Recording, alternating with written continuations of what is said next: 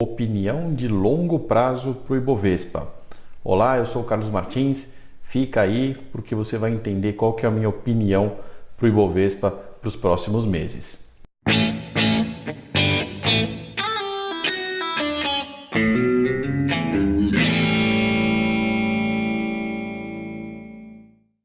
Muito bem, vamos fazer um vídeo aqui agora para explicar um pouco da minha visão para o Ibovespa nos próximos meses.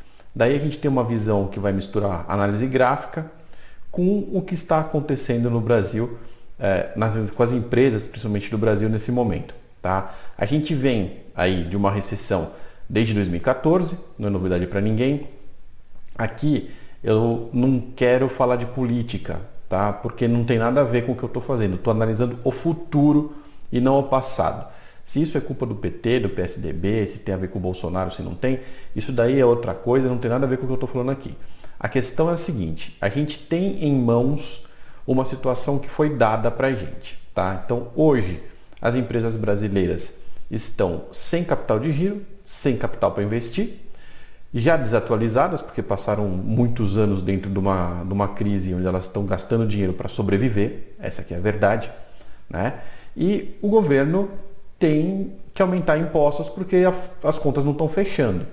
Então, o governo, obviamente, quer sobreviver e ele avança em cima do dinheiro das empresas. Uma das coisas mais comuns que só existe no Brasil, por exemplo, é antecipação de imposto. Então, você vende um produto com cartão de crédito e o governo te cobra o imposto já no mês que vem, mas o cliente vai terminar de te pagar em 12 meses, né? Isso se você não tomar um calote do cliente, mesmo assim você recolher o imposto e depois vai gerando crédito, enfim. O dinheiro que devia estar na mão dos empresários está na mão do governo. Tá? Se é justo, se não é, se dá para recuperar ou se não dá, é outra história. A verdade é que precisa pagar, os caras vão lá e pagam, se não pagar está sonegando, então a galera vai lá e paga imposto e o dinheiro vai para o governo. Esse dinheiro não volta. A taxa de juros que tem a Selic está muito longe da taxa de juros efetivamente praticada pelos bancos para emprestar para as empresas. Os bancos de verdade no Brasil não sabem emprestar dinheiro, eles sabem fazer uma coação, eles não sabem emprestar dinheiro, tá? Ninguém trabalha com capital de giro e as empresas estão defasadas tecnologicamente, não tem capital próprio para investir, o sistema não empresta dinheiro barato para ninguém, então o que vai acontecer? Tá? Vamos supor, no melhor cenário, que o Bolsonaro aprove todas as reformas aí até dia 30 de junho de 2019, agora que eu estou fazendo o vídeo.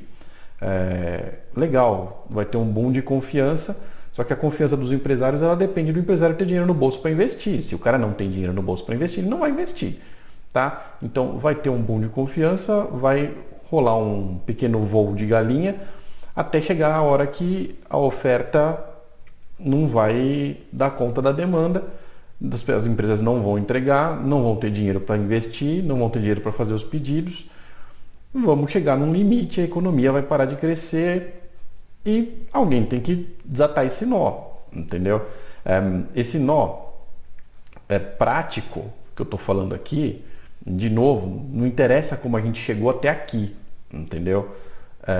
O que dá para perceber e o que dá mais medo é que ninguém está falando sobre isso, né? Todo mundo fala sobre a reforma da Previdência, como se o governo tirar 100 bilhões de reais da sociedade para gastar nas contas do governo fosse uma coisa boa, né? Então, dinheiro na mão da sociedade é bom, né? Dinheiro na mão do governo pode ser, pode não ser, mas se jogar na mão dos caras aqui, o neguinho vai lá, compra coisa de alguém, vende coisa para alguém, entendeu? A grana gira na economia e a economia cresce, né? Os gastos do governo fazem o PIB crescer. Né? Todo mundo sabe disso e, obviamente, tirar o dinheiro da economia não vai fazer nada crescer, pelo contrário, vai gerar recessão. Então, o que a gente está vendo aqui? O que eu estou vendo aqui?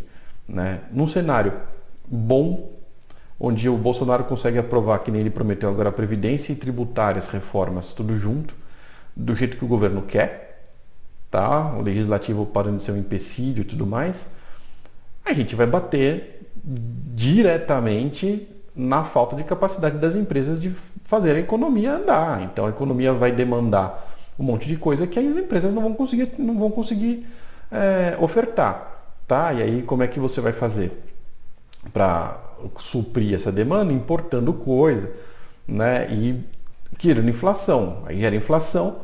O que o Banco Central faz aqui no Brasil quando gera inflação? Aumenta o juro. Quando você aumenta o juro, você diminui ainda mais o capital que já não existe na mão das empresas para investimento e para capital de giro. Né? Então você pega uma coisa que estava começando a dar certo por causa da confiança, tira todo o dinheiro dela, aí depois de 3 meses, 6 meses, tira mais dinheiro ainda dela, você vai obviamente ter a economia voltando para patamares pífios, que foi o que a gente viu aí nos últimos anos acontecer. Com o Meirelles aconteceu isso e muito provavelmente num cenário onde todas as reformas sejam aprovadas vai acontecer de novo. Se não aprovarem as reformas, o cenário é ainda mais pessimista, né? Então a Bolsa sobe com a expectativa da aprovação das reformas, mas pensa assim, depois que aprovar as reformas, o que acontece? Né? O Ibovespa vai ter gás para chegar em 125 mil pontos. Se a gente olhar o Ibovespa hoje dolarizado, ele não está em topo histórico.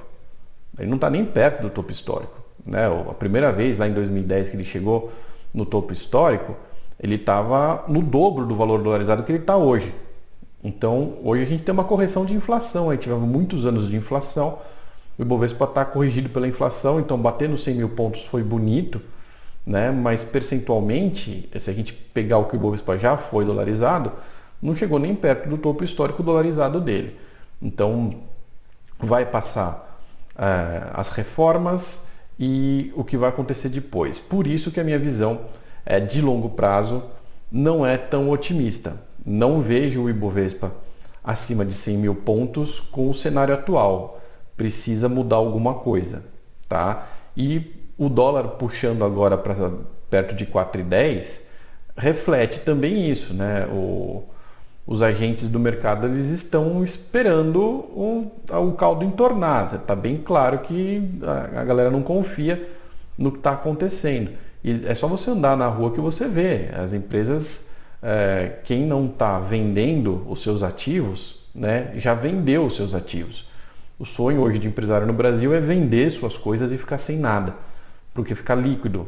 E ir para a Bolsa, você vai olhar o resultado da B3, a B3 está tendo resultados espetaculares porque está todo mundo investindo no curto prazo, não tem mais investidor de longo prazo, né, pessoa física. O investimento de longo prazo ficou todo nas costas do governo que não consegue investir. Tá? Então o cenário pessimista que eu estou traçando de longo prazo para o Ibovespa e para o dólar está rolando por causa, na minha opinião, de uma certa miopia que todo mundo tem em relação ao pós-reformas. Né? Não vejo como o pós-reformas vai dar certo. Tá bom? Essa é a minha opinião, fico por aqui. Deixa seu like, se inscreva no canal e até o próximo vídeo.